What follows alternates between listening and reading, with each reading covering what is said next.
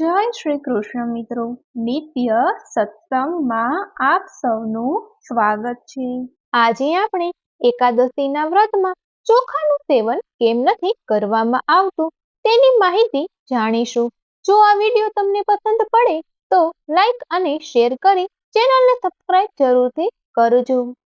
હિન્દુ ધર્મમાં દરેક વ્રતનું પોતાનું મહત્વ છે, તેમાં પણ એકાદશીના વ્રતનું વિશેષ મહત્વ છે। એકાદશીની તિથિ ભગવાન નારાયણને સમર્પિત છે, તેથી એકાદશીને હરિનો દિવસ પણ કહેવામાં આવે છે।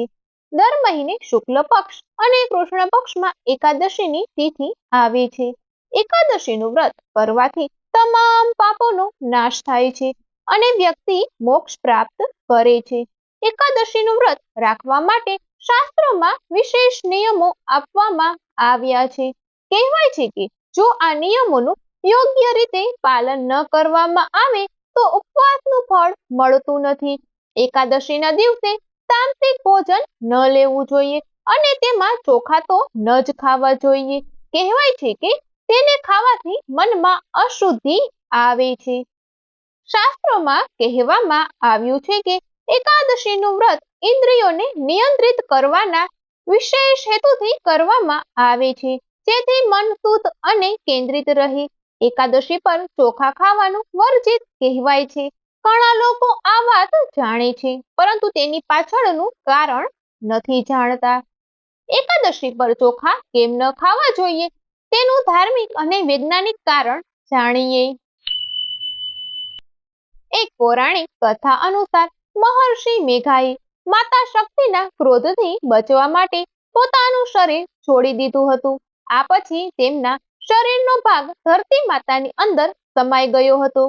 એવું માનવામાં આવે છે કે જે દિવસે મહર્ષિનું શરીર ધરતીમાં સમાઈ ગયું હતું તે દિવસે એકાદશીની તિથિ હતી। કહેવાય છે કે મહર્ષિ મેઘાએ ચોખા અને જવના રૂપમાં પૃથ્વી પર જન્મ લીધો હતો। આ જ કારણ છે કે ચોખા અને જવને જીવ માનવામાં આવે છે, તેથી એકાદશી પર ચોખા ખાવામાં આવતા નથી। એકાદશી પર ચોખા ખાવા એ મહર્ષિ મેઘાના માંસ અને રક્તનું સેવન કરવા જેવું માનવામાં આવે છે। આ જ કારણે એકાદશીના દિવસે ચોખાનું સેવન કરવામાં આવતું નથી। વૈજ્ઞાનિક કારણ મુજબ ચોખામાં જળ તત્વનું પ્રમાણ વધુ હોય છે, સાથે જ પાણી પર ચંદ્રની અસર વધુ હોય છે અને ચંદ્રને મનનો કારક ગ્રહ કહેવાય છે।